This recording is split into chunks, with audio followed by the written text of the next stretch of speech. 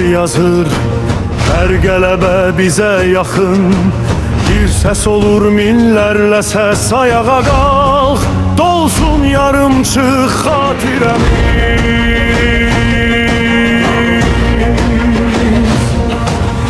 Qanımız ağ-qara axır, damarında bu qürur. Səni bugün dünya tanıyır, adımla titrəyir ufuklar.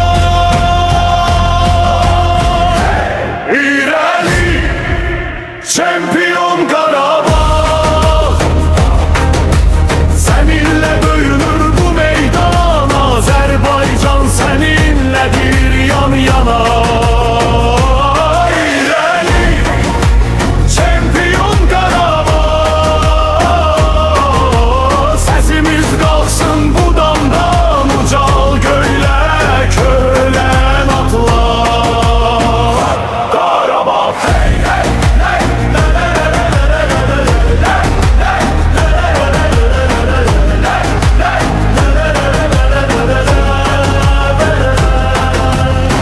Yerlerde qalan anlar indi tribunadadır.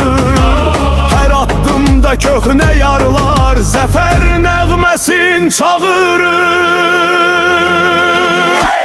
İrəli, çempion Qarabağ,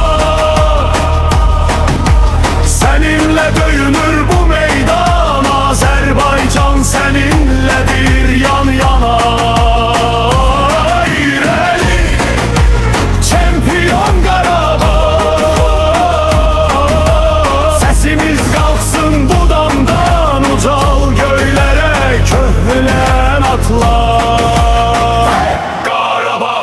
Bir ürək, bir nəfəs, bir bayraq, hər ürəkdə eyni alov yanar. Səni çağırır həm torpaq, həm ul.